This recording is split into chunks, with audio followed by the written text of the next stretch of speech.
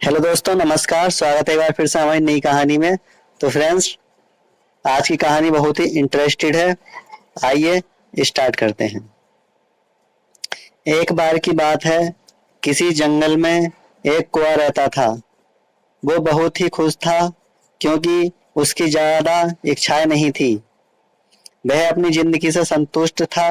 लेकिन एक बार उसने जंगल में किसी हंस को देख लिया और उसे देखते ही सोचने लगा कि ये प्राणी कितना सुंदर है।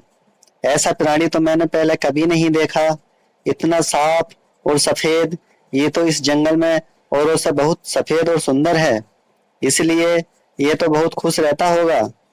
कौवा हंस के पास गया और पूछा, भाई तुम इतने सुंदर हो, इसलिए तुम बहुत खुश होगे।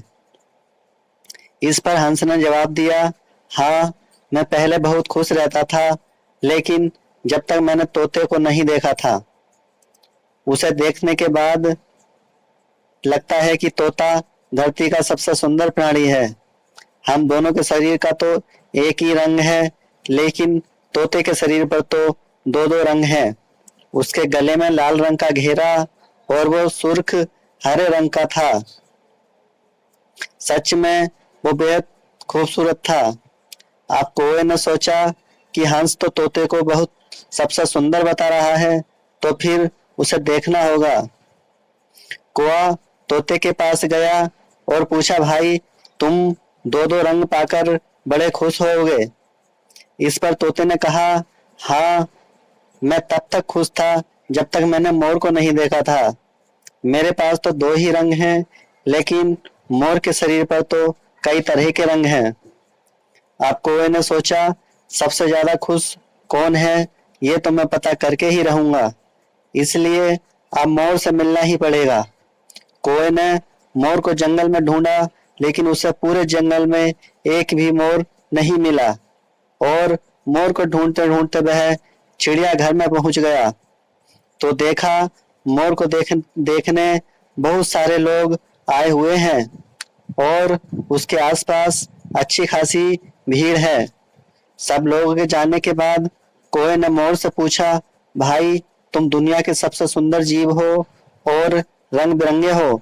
तुम्हारे साथ लोग फोटो खिंचवा रहे थे, तुम्हें तो बहुत अच्छा लगता होगा और तुम तो दुनिया के सबसे खुश जीव होगे। इस पर मोर ने दुखी होते हुए कहा, भाई अगर सुंदर हूं तो भी क्या फर्क पड़ता है। मुझे लोग इस चिड़ियाघर में कैद करके रखते हैं, लेकिन तुम्हें तो कोई चिड़ियाघर में कैद करके नहीं रखता और तुम जहां चाहो अपनी मर्जी से घूम फिर सकते हो।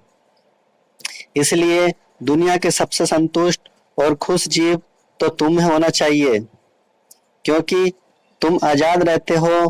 कौवा हैरान रह गया क्योंकि उसके जीवन की अहमियत कोई दूसरा बता गया। दोस्तों, ऐसा ही हम लोग भी करते हैं। हम अपनी खुशियों और गुणों की तुलना दूसरों से करते हैं, ऐसे लोगों से जिनका रहन सहन का माहौल हमसे बिल्कुल अलग होता है।